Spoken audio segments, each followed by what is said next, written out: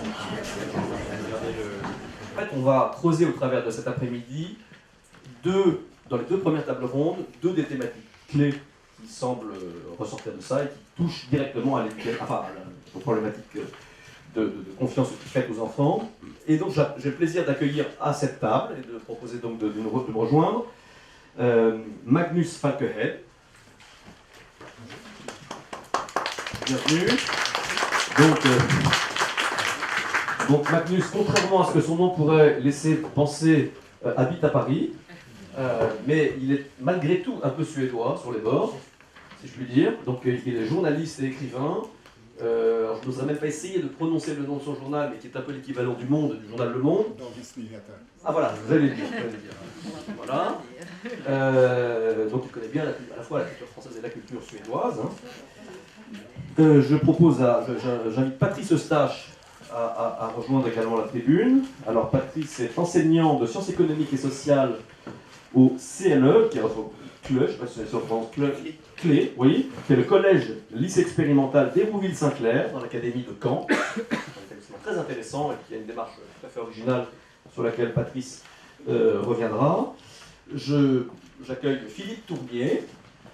Philippe est secrétaire général du syndicat national des personnels de direction de l'éducation nationale. À l'origine, il est professeur agrégé de l'histoire et il est l'heureux proviseur du sympathique lycée Victor Duruy dans le 7e arrondissement de notre belle capitale. J'invite Marie-Hélène Anborg à nous rejoindre.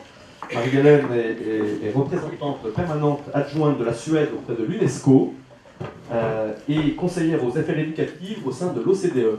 Donc ces deux institutions internationales étant basées à Paris.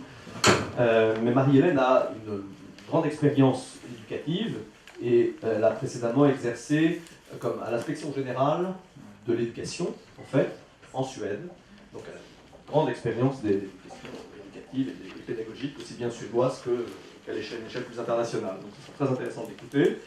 Et enfin, j'accueille Frédéric Rollet, qui est membre du secrétariat national de la Fédération syndicale unitaire, la FSU, qui est le premier syndicat de l'éducation nationale, et dont l'ancien secrétaire général, Gérard Schieri, est un des membres fondateurs de l'Institut Confiance. Malheureusement, il ne pouvait pas être avec nous aujourd'hui.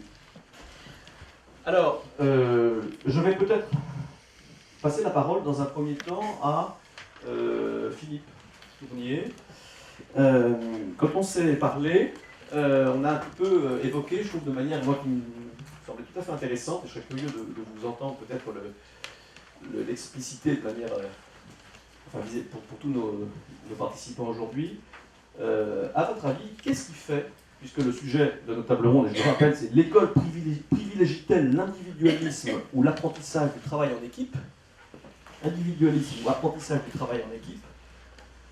Alors, si on part du principe, mais peut-être m'arrêterez-vous, n'hésitez pas à le faire, si on part du principe qu'en France, la culture de coopération et de travail en équipe n'est peut-être pas furieusement développée, je le dis comme ça, voilà, à votre avis, ça tient à quoi? Ça remonte à quoi et à où et à quand? Alors, effectivement, bonjour à toutes et à tous. Effectivement, quand la question est posée, l'école en France, prépare-t-elle plutôt à l'individualisme ou au travail collectif? Je pense que personne dans cette salle pourrait dire sans rire qu'elle prépare d'abord au travail collectif. Et pourtant, quand on regarde l'histoire scolaire en France depuis le début du XXe siècle, sans doute depuis Léon Bourgeois, ce ne sont pas les circulaires, les exhortations à valoriser le travail collectif qui ont manqué. Donc l'idée qu'il faudrait travailler collectivement est une idée admise. La question c'est, il y a sans doute beaucoup d'acteurs qui ont envie de travailler collectivement, mais pourquoi ne travaille-t-on pas collectivement?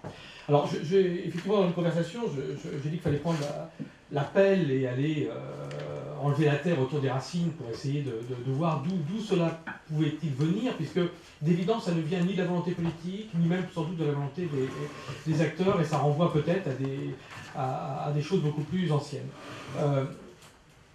Il est possible que ça renvoie au fondement même de notre culture sociale et politique telle qu'elle s'est construite depuis la Révolution française.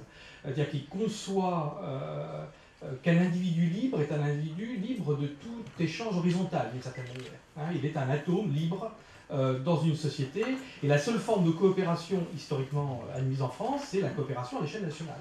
C'est la République une et indivisible. Pour le reste, composée d'atomes libres.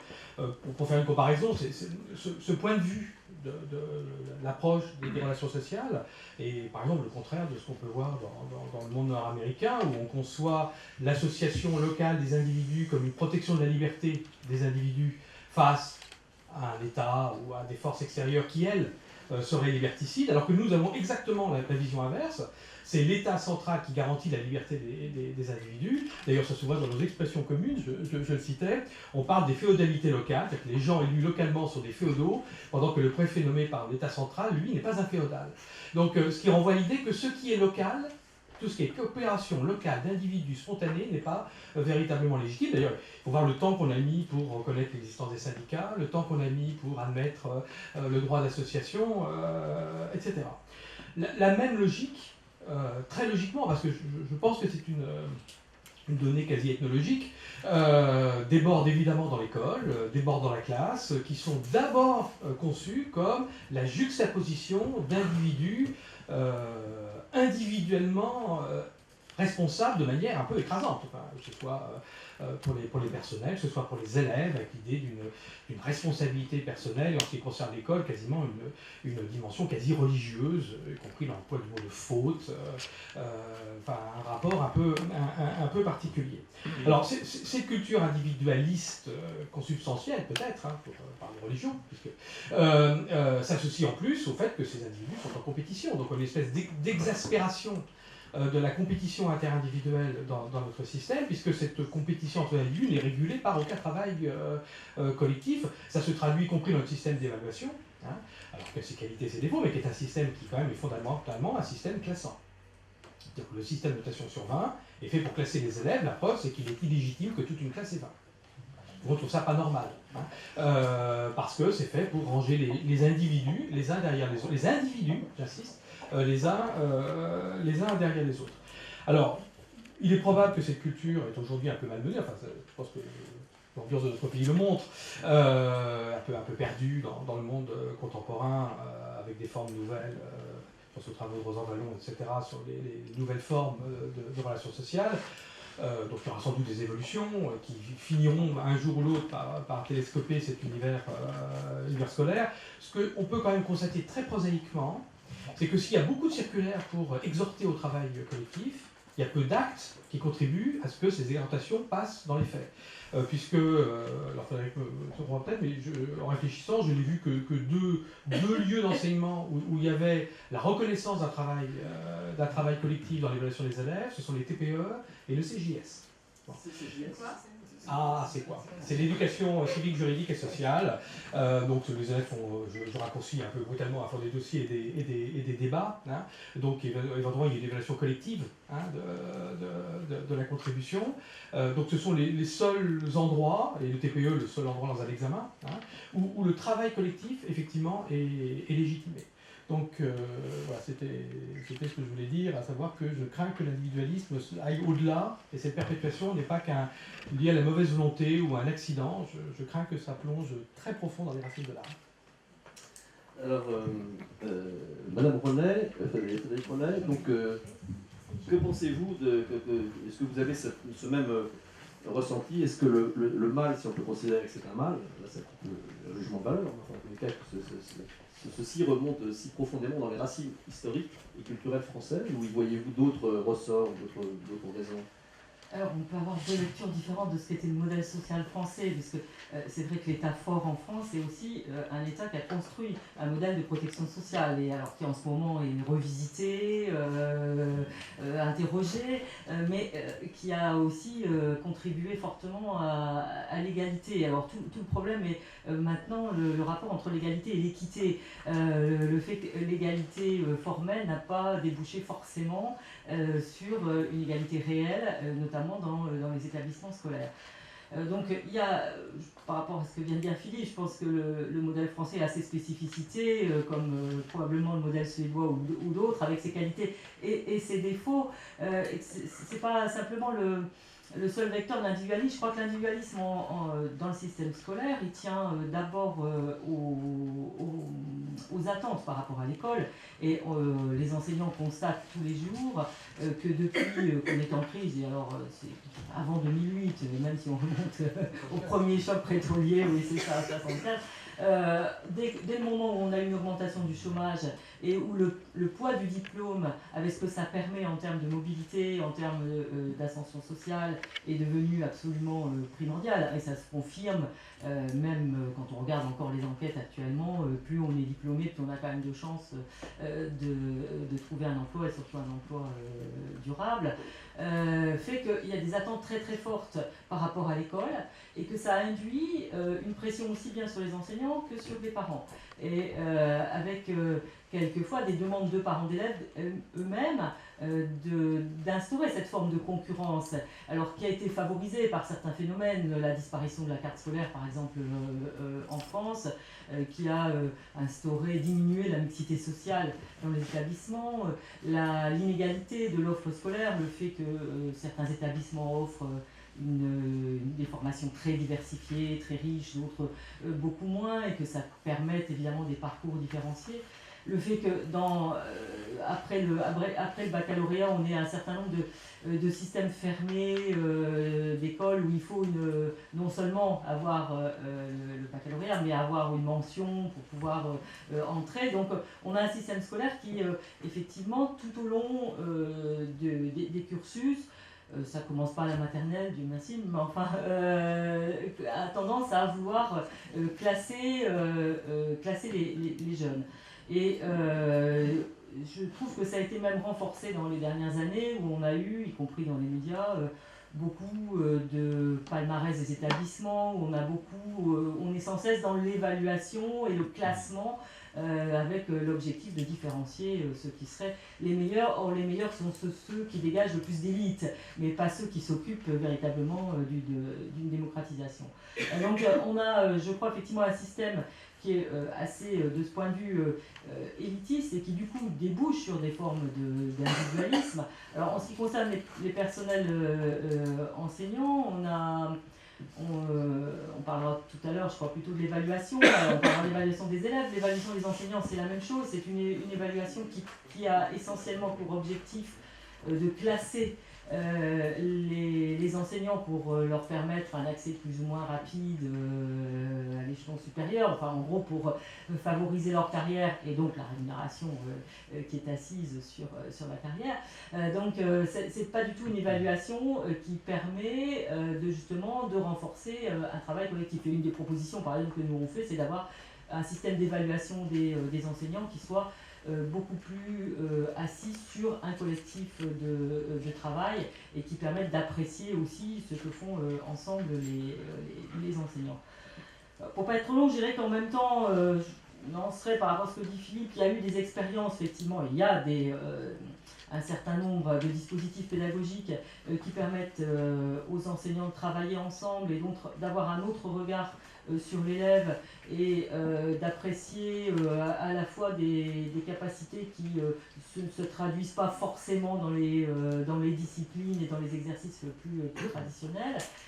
Mais on a aussi beaucoup d'établissements, et c'est pas un hasard si ce sont les établissements dits difficiles, c'est-à-dire ceux d'éducation prioritaire essentiellement, où le travail collectif est le plus développé.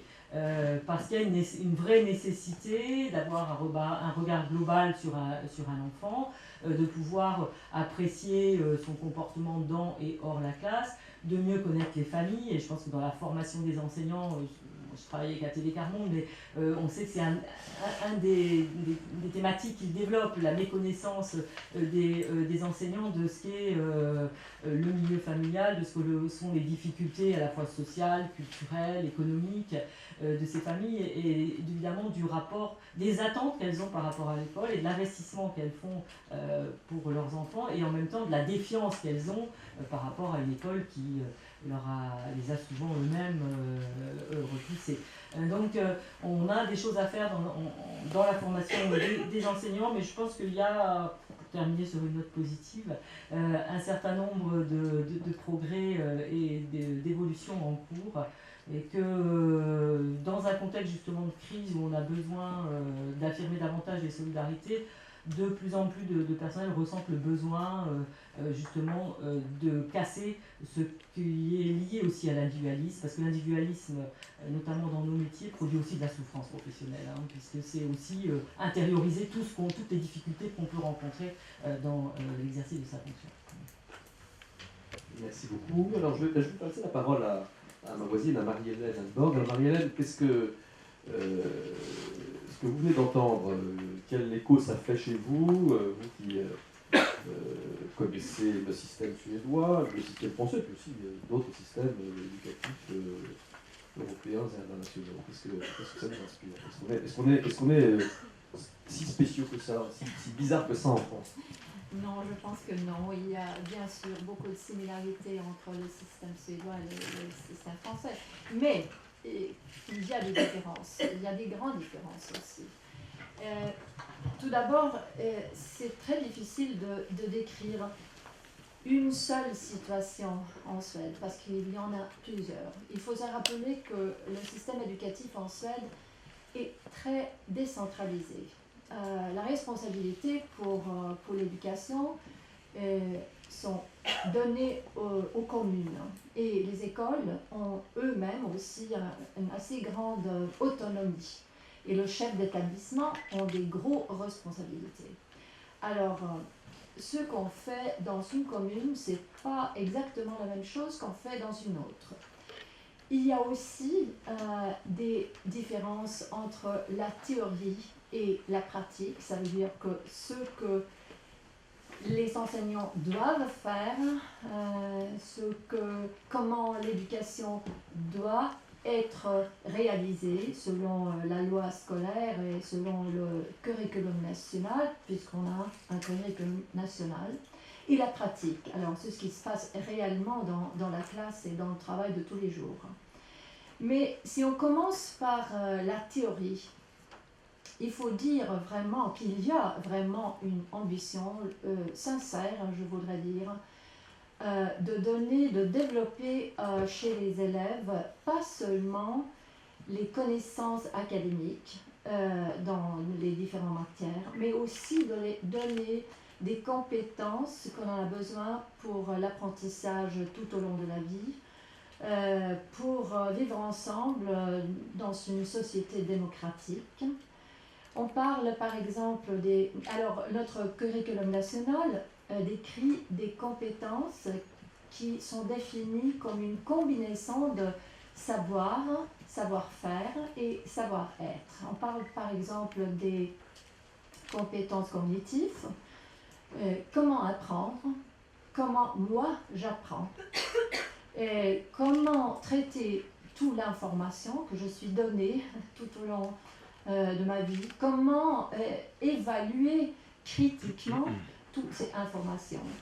Et on considère comme très important que les écoles travaillent pour développer un esprit critique chez les élèves. On parle aussi des compétences sociales, comment comporter en groupe, travailler ensemble, et comment apprendre à argumenter, de raisonner, comment respecter les opinions des autres, comment agir et vivre dans une démocratie, alors comment utiliser mes droits comme citoyen, la liberté, mais aussi de prendre des responsabilités, de respecter les opinions des autres, de respecter les différences, etc.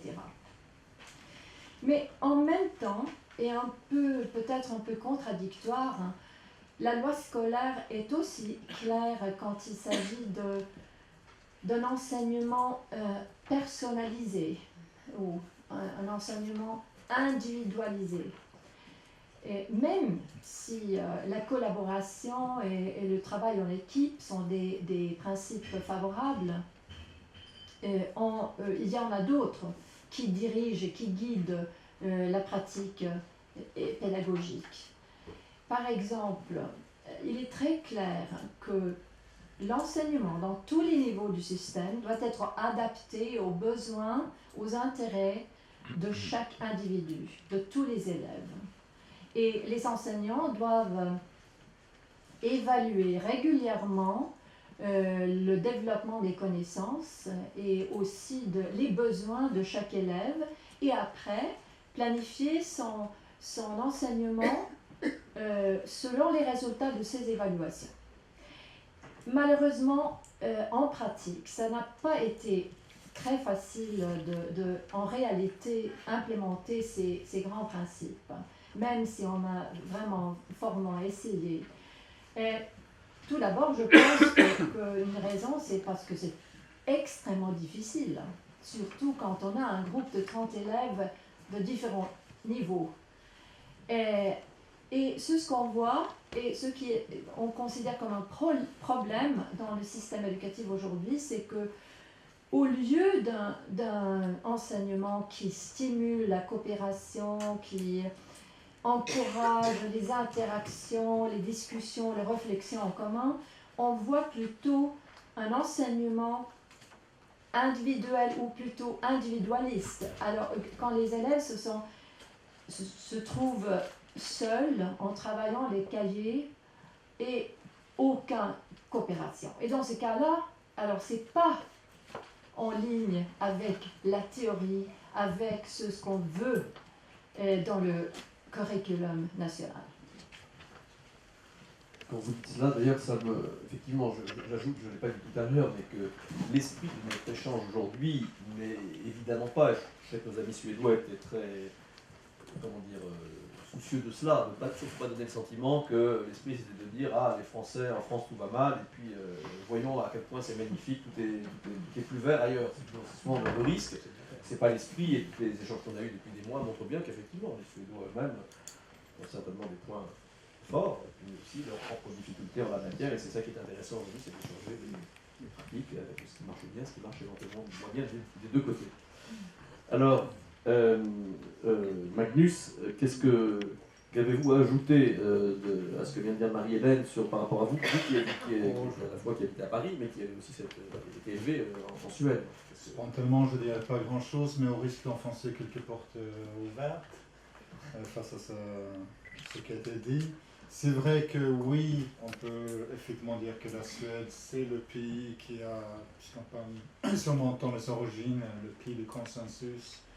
On pousse vraiment au dialogue normalement dans la société. On a eu un exemple assez parlant il y a 2-3 semaines maintenant en Suède, au niveau politique, lorsque tous nos partis politiques, de gauche comme de droite, hormis un parti en tout cas, ont sanctuarisé le débat sur l'école, où on a simplement, ils ont trouvé les partis de gauche comme de droite au bout d'1 an et demi, je crois, ou 2 ans d'âpres négociations.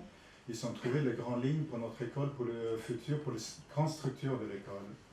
On peut aussi voir ça comme une manière de le mettre un peu sous le tapis avant une année électorale, où finalement ni la gauche ni la droite avaient intérêt à trop discuter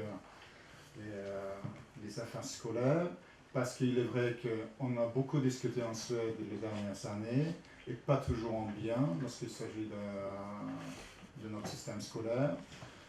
Et donc je pense que là on a ça, et comme on n'a pas trop polémiqué dans ce pays où on dit que le Suédois quand même on aime bien s'habiller, on est extra médium, enfin donc on ne va pas avoir trop de positions trop radicales. Mais il est vrai qu'on a un système scolaire, et ça il ne faut pas l'oublier, je pense lorsqu'on en parle, qui est extrémiste, qui est une des systèmes les plus extrêmes au monde, et ce n'est pas moi qui le dis. Extrême dans quel sens? Simplement là, lorsque je le dis, enfin c'est pas moi, c'est l'Académie des sciences en Suède qui l'a dit récemment dans un débat, plus quelques chercheurs de New York, ou Columbia. C'est simplement qu'on a oublié, effectivement l'école en Suède est communalisée, mais elle est également privatisée, libéralisée, à un niveau qu'il n'y a que la Suède et le Chili sous Pinochet qui a poussé jusqu'à là. Non, mais il faut le savoir. Je ne suis pas là pour polémiquer, mais c'est simplement la liberté est totale dans le choix, ou quasi totale dans le choix de son établissement. Et lorsqu'on parle de confiance, il faut avoir ça à l'esprit aussi, que la première chose que les parents d'élèves et les élèves en Suède apprennent maintenant, c'est d'abord de choisir avec qui ils ne veulent pas travailler, avec qui ils ne veulent pas être, à l'école en tout cas. C'est-à-dire on a une ségrégation dans les notes en Suède qui est galopante selon les statistiques, où les écarts sont très importants en ce moment. Enfin, pas très importants au niveau national, mais on est parti de statistiques assez différentes. Bon, bah, écoutez, je pense que nous organiserons le prochain débat à l'ambassade du Chili. Mais bon, disons que l'avantage, ce qui était censé être l'avantage de ce système, c'est donner cette liberté de choix où justement l'esprit était de faire fleurir des pédagogies nouvelles et innovantes. Ce qui est aussi, pardon, il faut avoir ça aussi en l'esprit qu'en Suède, on n'a pas peur non plus d'essayer des nouveautés. On n'a pas besoin de l'aval forcément du ministre ou du président pour essayer une nouvelle pédagogie dans telle ou telle école au fin fond de la Suède. Et ça peut être une force tout comme ça peut être une faiblesse. Donc j'aimerais juste qu'on ait ça un peu à l'esprit. Et oui. Non, je vous en prie pour terminer. Non, parce que j'allais rebondir sur ce que vous dites. Vous avez un dernier point que vous voulez évoquer? Non, puis j'aimerais juste dire qu'effectivement, je pense quand même que lorsqu'il s'agit de travailler ensemble aussi, c'est quand même quelque chose qui résiste assez fort en Suède, parce que c'est vraiment dans la tradition du pays, où on apprend aux élèves de travailler, de s'exprimer ensemble. Et ça fait longtemps que nos pédagogues, si on dit comme ça en français, ont vu des exemples, parce que j'ai lu quelque part dans le débat quelqu'un qui se référait à un exemple très classique aux États-Unis qui date des années 50, parce que le débat est quand même, ça date depuis les années 50, où on avait fait des tests en géographie, par exemple, où on avait donné à une classe des cartes à mémorer, à mettre les villes, les routes et tout ça sur la carte. Et à l'autre classe, on avait donné une carte vierge, juste avec la topographie. Ensuite, c'était aux élèves de mettre où ils pensaient que les villes devaient être, les routes, etc. Et tout ça, pour ensuite en discuter ensemble. Et inutile de vous dire dans quelle classe on a eu les meilleurs résultats en géographie, avec plus d'appétit aussi pour la matière. Donc, ce genre d'expérience aussi, ça existe en Suède, mais il ne faut pas oublier qu'on a aussi une école qui connaît beaucoup de problèmes de ceci depuis quelques années. Merci beaucoup. Alors, Patrice, là, a été évoquée cette question de capacité à expérimenter, à faire des choses nouvelles, qui a l'air d'être assez facile en Suède. On a l'impression, a priori, qu'en France, ce soit beaucoup plus difficile de tenter de faire des expériences un petit peu innovantes. Alors, est-ce que pour le coup vous seriez de ce point de vue un peu le contre-exemple, parce que justement, ce que vous faites aux clés est assez original. Qu'en est-il? Alors, bonjour à tous. Le clé veut dire collège-lycée expérimental. Donc ça veut dire effectivement que dès le titre de notre établissement, la notion d'expérimentation elle a été mise en avant. Le clé existe depuis 30 ans. Donc ça veut dire que l'expérimentation, elle a 30 années de recul avec différentes générations de professeurs qui se sont succédés. Et la difficulté, c'est évidemment de retranscrire 30 années d'expérience. C'est une question qu'on nous pose relativement souvent. C'est depuis 30 ans que vous expérimentez, vous devriez bien avoir appris 2-3 choses que vous pourriez dire à d'autres. Le point de départ que je vous propose, ça tient en quelques lignes. C'est les premières lignes écrites en 1982 par les fondateurs du CLE, qui sont très courtes, mais qui sont, enfin en tout cas quand on les avait trouvées nous pour préparer les 30 ans, on les avait trouvées assez violentes, mine de rien. Ça dit que les établissements du second degré sont en train d'échouer. Ils remplissent mal leur fonction de diffusion des connaissances, ils ne préparent pas les jeunes à entrer dans la vie active, ils ne sont pas des lieux de vie, les élèves s'y ennuient. Loin d'apprendre l'autonomie, la plupart d'entre eux y apprennent à contourner les problèmes, à ruser avec l'autorité. L'échec aux examens, l'exclusion du système scolaire sans préparation à la vie active et le lot d'une partie importante des élèves. Donc ce préambule continue un petit peu. Et arrive alors une équipe d'enseignants en 1982 qui se dit nous, on voudrait proposer une autre forme d'école, un autre type d'école. Cette autre école, elle a existé pendant 30 ans, elle existe encore aujourd'hui. Et quand on nous a sollicité sur cette question de l'individualisme et de l'apprentissage du travail en équipe, c'est quelque chose qui résonne beaucoup chez nous au CLE, puisque effectivement, cette dimension-là, on tient à la dimension du collectif, on tient à la dimension de la communauté éducative. Après, la question que moi je me suis posée là, ce matin en venant, c'est de quel collectif, en fait, j'avais envie de vous parler aujourd'hui.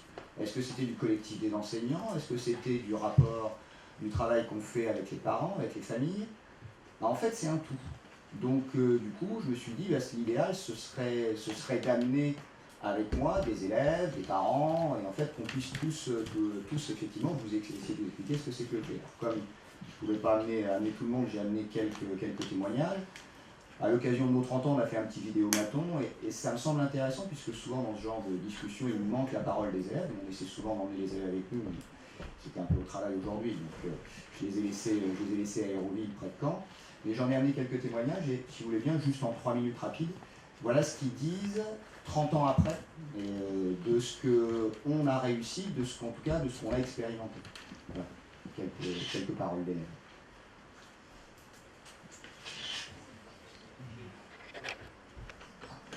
Un petit prénom. Une expérience très intéressante déjà du point de vue du rapport avec l'enseignant. Donc tout de suite, dès les premières minutes où je suis arrivé en 6e, on se retrouve directement en GT avec nos tuteurs. Directement, il y a une relation de confiance qui s'installe. Déjà, on tutoie les profs, donc ça fait que y a on est plus rapprochés, je trouve, des profs. On peut mieux communiquer avec. Moi, personnellement, j'ai des problèmes familiaux assez importants. Et je sais que conscient des tuteurs que j'ai eus, sont derrière moi et m'ont poussé, m'ont vraiment aidé à m'en sortir. Même si ça n'aide pas tout non plus. Ils aident à leur façon. Je trouve qu'au CLE, il y a une bonne ambiance parce on respecte les professeurs et les professeurs nous respectent, même si on se tutoie entre nous, c'est un respect mutuel. On est bien entre nous. Des fois, on est peut-être un peu Bienveillant.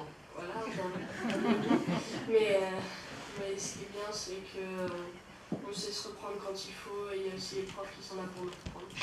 On s'est toujours aidé entre enseignants, alors que dans des lycées, surtout au début de ma carrière, l'enseignant qui avait des difficultés, on le laissait tomber, on le laissait de côté, on ne s'en occupait pas, chacun était dans sa classe, enfermé, sans se préoccuper des autres.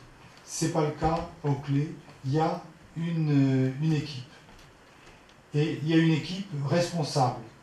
Je crois que le sens de la responsabilité, c'est ce qui est la caractéristique importante du CLE. Rien n'est acquis d'avance, il faut toujours se battre. Le CLE, c'est aussi un établissement tout petit. Donc on fait plein de rencontres qu'on n'aurait pas fait ailleurs. Donc moi, je connais plein d'élèves de la 6e avec les amis de mes cousins, tout ça, avec qui je fais du foot de temps en temps, ou des 5e, des 4e, des 3e. J'ai des amis aussi au lycée, en première, en terminale. Et ça, c'est très rare de le voir ailleurs, parce que quand il y a 1000 élèves dans un établissement, c'est assez compliqué. La réussite du CLE, c'est que mon fils puisse enfin se lever tous les jours content d'aller à l'école, ce qu'il ne faisait pas avant d'aller au CLE. Et en tant que parent, c'est ce qu'on veut, que nos jeunes soient bien, qu'ils s'épanouissent et qu'ils trouvent à l'école les réponses à toutes les questions, qu'on leur apporte des choix et des solutions pour bâtir leur avenir, autre que ce que nous, les parents, ne pouvons pas leur apporter.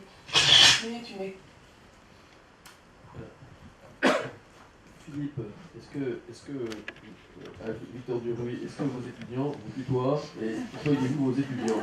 Vos élèves, je veux dire, pardon, vos élèves. Non, les élèves ne tutoient pas les élèves ne tutoient pas les enseignants. La plupart des enseignants tutoient les élèves, ce qui est le standard dans notre pays. Je ne suis pas certain que... Alors, bien sûr, là, on est dans un cadre un peu particulier, on n'est pas dans le cadre standard d'un lycée standard ou d'un collège standard. Je ne suis pas certain que ce type de construction règle les questions de confiance. Je veux dire, on peut se tutoyer est absolument odieux, dans un rapport de conflit, et on peut dans ce rapport un peu asymétrique du maître et de l'élève, qui n'est pas, alors je vais peut-être choquer certains, qui n'est pas un rapport d'égalité. Ça ne veut pas dire la vérité que de dire que c'est un rapport d'égalité. C'est un rapport d'un maître avec des élèves, au sens étymologique que ces mots comprennent. Et effectivement, ce vouvoiement d'un côté, ce vouvoiement de l'autre est l'expression symbolique de cette situation. C'est une question absolument étrangère à la question de savoir si on écoute les élèves, si on est en confiance, etc. Je pense que s'attacher à l'effort extérieur de cette nature, hormis susciter des polémiques stupides qu'adorent les médias, enfin je suis journaliste dans la salle, mais ça n'a, ou des déclarations politiques parce que ça se mentalisait à tel moment sur le fait que tout part en morceaux, la preuve, etc. etc. Je pense que c'est pas le centre véritable d'un débat. Ça peut être un choix d'un collectif de travail, tout à fait, mais dire que c'est l'expression, que là où c'est pas comme ça, il n'y a pas de confiance, je pense que c'est pas exact. Un peu de boutade, un peu, je dis bien, autorisé. Patrice, alors, qu'est-ce que ça révèle, cette culture, cet esprit que vous... Disons que la question du tutoiement est souvent la question de l'entrée dans notre établissement. On se fait pas d'illusions là-dessus. Il y a un journaliste qui était venu qui avait intitulé un long article « L'école où on tutoie les profs ». Donc c'est à chaque fois ça qui revient. Et effectivement, je suis complètement d'accord sur le fait que le tutoiement n'implique pas la confiance, comme le vouvoiement n'implique pas l'autorité. Donc c'est juste un point d'entrée dans la discussion. Effectivement, la question de la confiance qu'on établit avec nos élèves, effectivement que les élèves veulent bien nous donner, peut s'établir sur la question du tutoiement. Moi j'ai encore des élèves qui en fin d'année me vouvoient. Ça ne pose évidemment aucun problème, il n'y a absolument aucune décision collective en la matière. C'est, j'ai envie de dire, une coutume qui est là et qui n'est pas l'élément essentiel. L'élément essentiel, il est ailleurs, il est sans doute dans la prise en compte de l'élève dans sa globalité. C'est-à-dire de se dire que nos élèves, on les a en cours, et qu'effectivement, quand on est en cours, là encore, je serais d'accord avec ce qui a été dit, il n'y a absolument pas de relation d'égalité entre nous et nos élèves. Il y a un statut d'enseignant et un statut d'élève dans notre établissement. Les élèves le disent bien, Léon dit on est turbulent et les profs nous remettent à notre place. Très bien, ça veut dire que les choses sont bien en ordre. Mais que dans la place des élèves dans notre établissement, il y a le fait que par moment, et la majorité du temps, ils sont élèves en cours d'histoire géo, en cours de maths, etc., mais qu'il y a aussi d'autres moments où ce sont des tutorés qui sont suivis par leurs tuteurs, et là on est sur un suivi individualisé sur chacun des élèves. À d'autres moments, ça va être des élèves qui vont appartenir à des temps d'ouverture culturelle et d'ateliers. À d'autres moments encore, c'est des élèves sur lesquels on va s'appuyer en termes de responsabilité, de co-responsabilité, en leur donnant une position dans l'école qui est une position d'accompagnant. On a par exemple des temps où les lycéens vont être dans des situations d'entraide vis-à-vis des cinquièmes. Donc là, effectivement, il y a un énorme enjeu sur les élèves. Je connais mieux les lycéens que les collégiens. Pour avoir créé cet atelier-là, mon idée première n'était pas vraiment d'aider les collégiens à faire leurs leçons. Par contre, mon idée première était bien de faire en sorte que les lycéens prennent de la responsabilité et qu'effectivement, on ne soit pas dans une cohabitation entre le collège et le lycée, mais bien dans un vivre ensemble entre collégiens et lycéens. Alors, juste pour terminer, pour être rapide, il y a quand même une condition à tout ça de la part des enseignants. C'est-à-dire qu'on n'est pas une micro-société de profs ayant des leviers à part des autres enseignants. On est des enseignants comme les autres. C'est-à-dire que j'ai enseigné ailleurs avant et j'enseignerai ailleurs après. La seule chose, c'est qu'on accepte sans doute, nous, en tant qu'enseignants, ce qui est tout à fait possible dans plein d'autres lieux, de réinterroger notre professionnalité. Et que quand on est prof aux clés, on est évidemment... Moi, je suis prof de sciences éco et je fais mes cours de sciences éco comme n'importe quel autre enseignant, mais on est aussi encadrant d'atelier, mais on est aussi tuteur, mais on est aussi là pour finalement prendre en compte cette généralité-là de l'élève. Et je pense que c'est là, beaucoup plus que le tutoiement qui était le point d'entrée, la question de la relation de confiance qui s'établit et le fait que nos élèves, effectivement, ce que disait cette maman, ben, encore une fois, pas tous, et il n'y a pas de baguette magique en la matière, et c'est un travail qu'on remet sur le métier tous les matins, que certains de nos élèves, la plupart de nos élèves, la majorité de nos élèves, le plus possible, ben, effectivement, ils aient du plaisir à démontrer. Frédéric Rollet, est-ce que ce que vient de décrire Patrice dans son établissement, est-ce que ça vous semble une ovni ou quelque chose de particulier, ou est-ce qu'il y a un cadre, des moyens particuliers qui font que ce qui est fait dans cet établissement soit difficilement reproductible d'une manière plus générale, ou est-ce que voilà. Alors, j'ai le sentiment, en ayant regardé la vidéo, c'est une concentration. On a un certain nombre de phénomènes qui peuvent être ailleurs, beaucoup plus diffus. Alors, il y a sans doute des facteurs qui tiennent aussi au fait que c'est un établissement assez petit, bon, je ne sais pas si les élèves qu'on a vus reflètent la réalité du public, mais apparemment un public relativement homogène en termes... On essaie d'avoir le public qui soit le plus hétérogène possible. Bon, sur notre recrutement, on cherche ça. Pour avoir beaucoup travaillé avec des collègues de Seine-Saint-Denis, on n'est pas tout à fait dans les quartiers nord de Marseille, on n'a pas le sentiment qu'on est tout à fait dans le même type de public.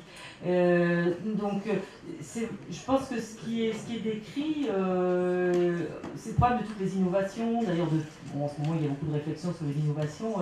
C'est toujours compliqué à transposer à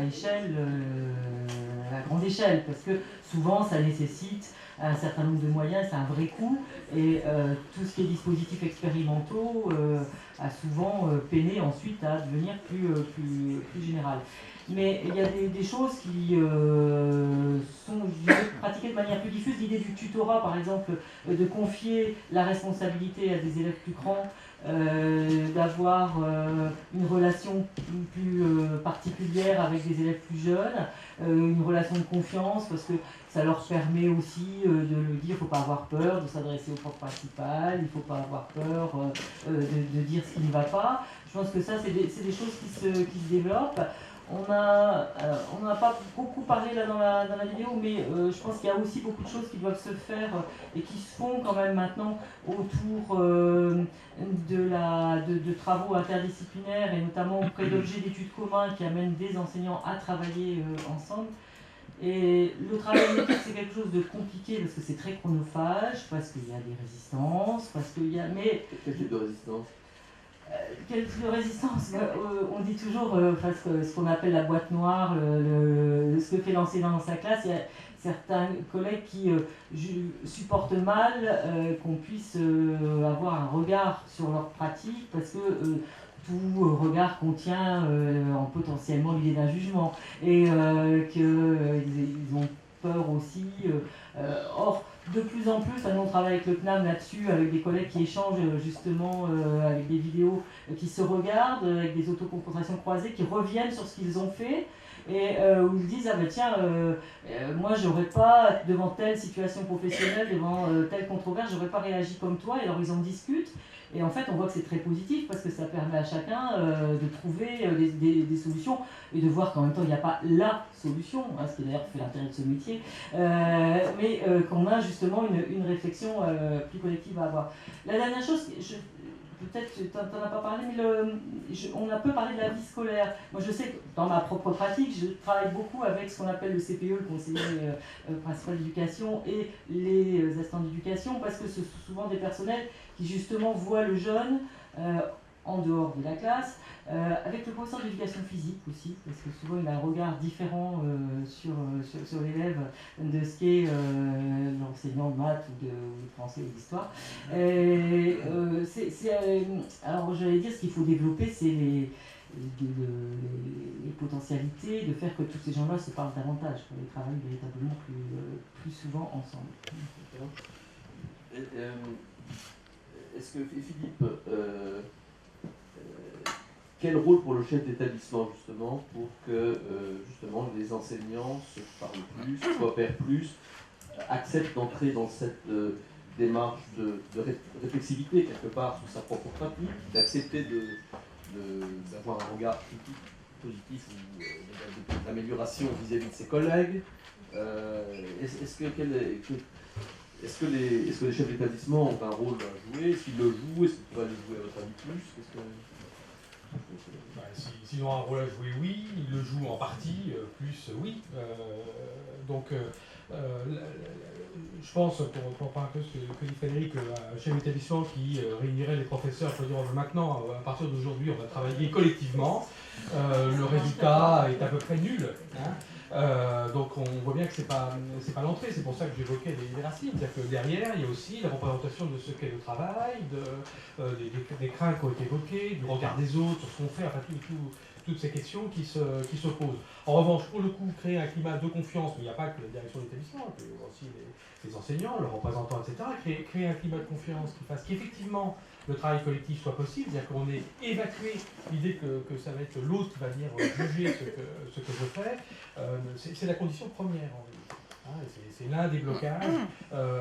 Finalement, effectivement, les professeurs très épanouis, très sur d'eux, très à l'aise dans leur métier, n'ont pas de difficulté pour travailler avec les autres. C'est souvent des collègues qui sont effectivement plus ou moins en difficulté professionnelle, qui ont une peur du regard des autres, qui d'ailleurs seraient ceux qui seraient le plus aidés par un travail collectif. En ce qui concerne les directions d'établissement, le même défaut national les concerne aussi. C'est un culte, il faut dire, de l'individualisme. Et c'est expliquer de mesurer que quand on est à la tête d'un établissement, on est à la tête d'une unité, d'un service public national, et pas à la tête d'une usine héritée de ses parents, c'est pas toujours évident. Il y a des comportements totalement mon établissement. Voilà. C'est pas mon lycée, c'est le lycée à la tête duquel on m'a nommé. Et c'est le lycée aussi d'autres personnes. Donc il y a cette habitude, mais qui est caractéristique de notre société, puis de tous les gens de notre société, mon département, ma ville. Donc il y a aussi mon lycée, cette espèce de vision possessive, et les autres établissements étant... donc nous d'ailleurs on essaie par exemple sur la question de carte scolaire et d'équilibre entre établissements pour...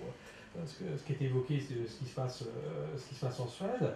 Tu veux dire que le travail coopératif local, dans le cadre des bassins avec les établissements, était sans doute la seule issue raisonnable et efficace, pas simplement des déclarations, mais efficace, sur l'équilibre entre les établissements.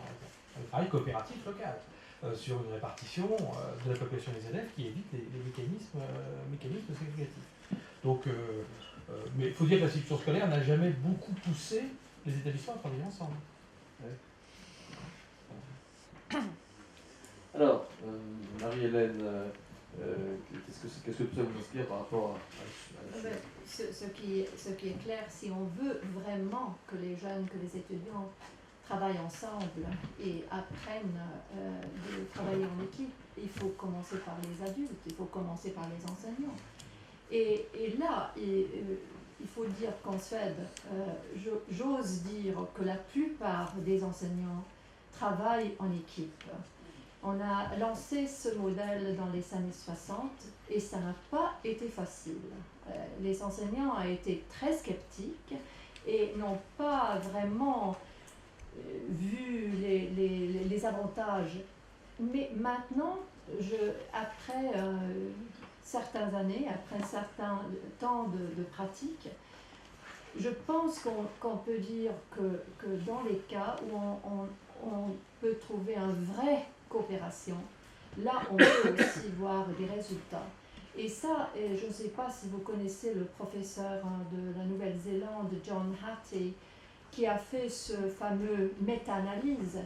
Et il a cherché des facteurs pour vraiment pouvoir savoir quels sont les facteurs qui influencent la réussite de l'apprentissage, qui vraiment ont une importance, qui contribuent à la réussite scolaire. Et alors, un des facteurs les plus importants sont les enseignants, et les enseignants qui ouvrent leurs portes, qui osent présenter sa façon de travailler, qui osent apprendre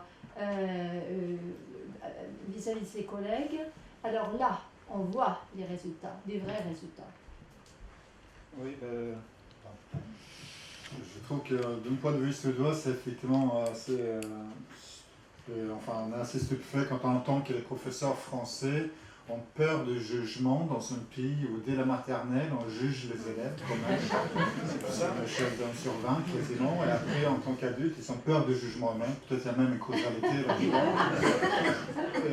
Mais par ailleurs, j'aimerais savoir aussi, vu que dans des systèmes qui marchent très bien, le système finlandais, certaines extensions, le système suédois et autres, il me semble qu'il y a un trait commun aussi, c'est qu'on donne de vrais pouvoirs pédagogiques, voire de recrutement et autres, aux chefs d'établissement.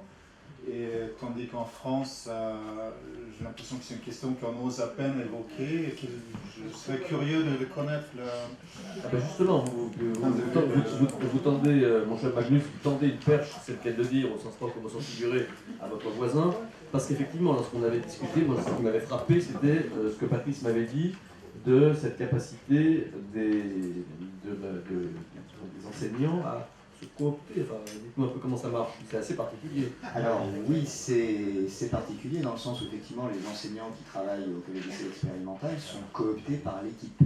Alors là aussi, particularité, c'est que il n'y a pas de chef d'établissement qui est nommé sur le poste de proviseur de notre collège lycée expérimental. Ça ne veut pas dire qu'il n'existe pas de chef d'établissement, mais que ce chef d'établissement, en fait, c'est un des enseignants du CLE élu par l'équipe qui l'occupe pour une durée de 2 à 3 ans dans un système de rotation des tâches et de responsabilité. Et que effectivement, le fait de venir travailler au CLE se fait sur une modalité de cooptation, alors avec tout un tas d'imperfections et de choses qui seraient critiquables, mais c'est en tout cas le système dont j'ai envie de dire on a hérité, et qui fait que les enseignants du CLE se cooptent entre eux autour d'un projet, et c'est le projet qui guide effectivement cette action-là. Alors ensuite, la difficulté sur le travail en équipe, ou plutôt la facilité sur le travail en équipe, est liée au fait que cette cooptation se fait sur un projet commun partagé. Donc ça, c'est déjà une grande force de départ. Je reviendrai juste un tout petit peu en arrière sur la transférabilité, la difficulté de cette transférabilité. Je mettrai un S au mot de travail en équipe avec les autres équipes. La difficulté à laquelle on est confronté, et on s'en rend compte là cet après-midi sur le raccourci très rapide qu'il faut que je fasse sur la présentation de notre établissement, c'est la difficulté à faire entendre à d'autres équipes que notre expérimentation, c'est la nôtre, et qu'elle a de la valeur au titre de cette expérimentation, mais que ça n'est en aucun cas un modèle qu'on souhaiterait imposer à n'importe qui, dans n'importe quelle condition, et qu'effectivement, vous entendez un établissement, moi j'ai travaillé dans des lycées difficiles au Havre, effectivement, on n'imagine pas arriver tout de suite en disant aux élèves, maintenant vous pouvez tutoyer vos profs, et l'effet va être détestable. Donc c'est bien l'idée que chaque équipe, j'insiste bien là-dessus, avec un chef d'établissement en place, nommé, est susceptible de se créer elle-même les réponses à ces questions, que les gens qui expérimentent, nous comme plein d'autres, on peut confronter nos expérimentations, donc c'est pour ça que j'y travaille en équipe avec un S au mot équipe, et que c'est à cette condition-là, mais de confiance réciproque, parce qu'on s'est retrouvé parfois à la demande soit de notre institution, soit de chef d'établissement qui n'avait pas posé la question à son équipe précédemment, dans une relation qui n'était pas une relation de confiance avec des collègues. Et j'insiste bien sur le mot collègue. Par ailleurs, vous allez voir, il y a le collège lycée expérimental qui va venir vous expliquer comment on fait du tutorat. Effet catastrophique, évidemment. Donc, la transférabilité a pour condition que les réponses aux questions se fassent à partir du terrain et à partir des problèmes qui sont rencontrés. Alors, merci Patrice. Alors, une dernière question que je poserai à nos deux amis français, si un dernier mot suédois par rapport à ça, j'allais vous demander, effectivement, alors, ce que j'ai appris, ce que j'ai découvert il y a quelques fois que je vous ai parlé, c'est, je parlais de l'article 34. Alors, je ne sais pas si vous savez tous par cœur, je vais faire une interro là, pour voir si tout le monde est capable de me lire, de me citer l'article 34 dans le texte. C'est un article qui visiblement autorise ou favorise l'innovation dans un établissement. Alors est-ce que c'est justement des innovations du type de celles réalisées aux clés, mais pas forcément la même, effectivement, que Patrice, adaptée aux particularités de chaque terrain, de chaque établissement. Est-ce que cette capacité à innover, qui visiblement est autorisée par la loi, eh bien, est-ce que beaucoup d'établissements s'en emparent? Frédéric, Armand, ou Philippe? Effectivement, assez peu d'établissements s'en emparent. Enfin, bon, par rapport au nombre de l'établissement, je veux dire, assez peu s'en emparent, pour une raison liée en fait au fonctionnement de notre système. Hein, on a un système très structuré, très hiérarchisé, dans lequel tout d'un coup on dit aux gens expérimentez. Bon. Or, on s'aperçoit, et on l'a vu à l'occasion de la réforme du lycée, quand les établissements disposaient d'une véritable autonomie sur l'accompagnement personnalisé, on a tout de suite fait une circulaire de plusieurs pages pour expliquer que cette liberté consistait à prendre 2 heures, à les couper en 2, à faire ceci, à faire cela. C'est-à-dire que l'expérimentation est affreusement stéréotypée. C'est comme les projets d'établissement d'ailleurs. Hein, je veux dire, on a l'impression que les établissements sont hyper favorisés ou en zone difficile, c'est à peu près toujours la même chose. Ou peu s'en faut. C'est-à-dire qu'il y a une espèce, pas tous, il y en a des véritables, mais il y a une espèce de stéréotype. Alors c'est peut-être notre culture despotisme éclairé descendant, etc., qui fait que ce qui est novateur, c'est forcément quelque chose de particulier. Par exemple, quand certains établissements ont utilisé leur marge de manœuvre de la réforme du lycée, pour répartir également et faire des classes toutes de la même taille, donc, etc. Donc effectivement, ils ont fait un autre choix. On a tout de suite dit, c'est très mal, il ne faut pas faire ça. On ne sait pas si c'est plus efficace ou pas plus efficace pour les élèves. C'est-à-dire que c'était non conforme à ce qu'était l'innovation, mais l'innovation telle qu'on l'a ratée dans les années 70 et qu'on ne cesse pas de vouloir la mettre en place de manière historiquement décalée. Donc cette injonction de l'expérimentation dans un système en fait qui l'insupporte assez, c'est-à-dire qu'il faut que cette innovation soit conforme à l'idée qu'on se fait de ce qui est innovant. Mais si c'est une vraie innovation originale, c'est considéré comme une anomalie, non conforme à la politique nationale, etc. etc. Donc on est de manière permanente, de toute façon, dans un système, dans l'injonction paradoxale. C'est-à-dire, d'un côté, une tradition qui est quand même très vivace, hein, et puis de l'autre côté, des injonctions, des désirs qui sont le contraire exact de ce mode d'organisation. D'accord. Frédéric, est-ce que vous vous retrouvez dans ce que dit Philippe, ou qu'est-ce que vous pensez? Pas complètement, enfin, ça dépend de ce qu'on appelle l'innovation. Je crois que l'intérêt d'un projet d'établissement, c'est à partir des cadres nationaux de percevoir quel est le public auquel on a affaire et quelles sont les pratiques pédagogiques et les cadres les plus adaptés pour essayer de faire réussir tous les élèves. Il y a des choses qui se mettent en place. Il y a des établissements où on va travailler davantage avec l'extérieur, où on va avoir un partenariat avec des associations, avec des mouvements culturels. Parce qu'on sent le besoin d'ouvrir l'école davantage sur son environnement, sur le quartier.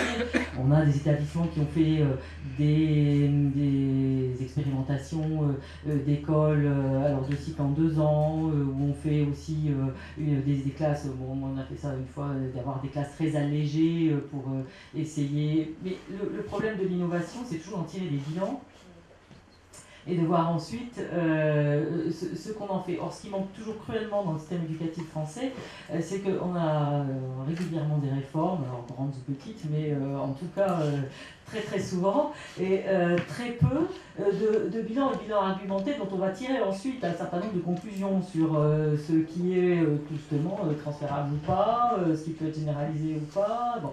Mais je crois que ce que surtout, c'est que les enseignants français tiennent beaucoup à ce qu'on respecte, alors ce qu'ils appellent la liberté pédagogique, c'est un concept un peu compliqué, mais c'est-à-dire leur capacité à se dire que chaque élève peut réussir, et je crois que ça c'est important de se dire que tout élève est capable, et que un regard bienveillant, un regard de confiance, c'est aussi ça au départ, et que ce qu'il faut, c'est trouver les moyens pour justement faire que son parcours soit un parcours de réussite. Et ils tiennent à ce que ce ne soit pas l'institution qui leur impose ça, mais qu'on les laisse aussi décider ensemble des pratiques les plus propices. Est-ce que c'est incompatible avec la coopération? Est-ce que le fait de dialoguer avec d'autres, c'est une imposition ou une coopération? Le fait de dialoguer avec d'autres, mais on parlait du rapport au chef d'établissement, Ouais, c'est la même chose, c'est l'injonction qui est refusée, c'est l'injonction à expérimenter ou l'injonction à faire, parce que dans ces cas-là, on tombe très vite dans quelque chose de complètement bureaucratique et qui peut très vite, de toute façon, ne pas faire sens et être vide de tout contenu. D'accord. Hélène ? Ben, je pense que l'innovation ou pas d'innovation, c'est pas la question qu'il faut se poser. Je pense que le plus essentiel, c'est de toujours se poser la question, est-ce que la manière de notre travail, de nos méthodes, est-ce que les résultats et le bien apprentissage des élèves? Et sinon, il faut être prêt d'essayer des autres manières à travailler, peut-être des nouvelles manières, mais des fois, il y a des manières traditionnelles qui fonctionnent très bien. Mais la question, c'est de toujours évaluer et prendre les conséquences de ces évaluations. Bien, écoutez, cette question d'évaluation va nous amener. Merci beaucoup. Merci à toutes et à tous. Un grand merci.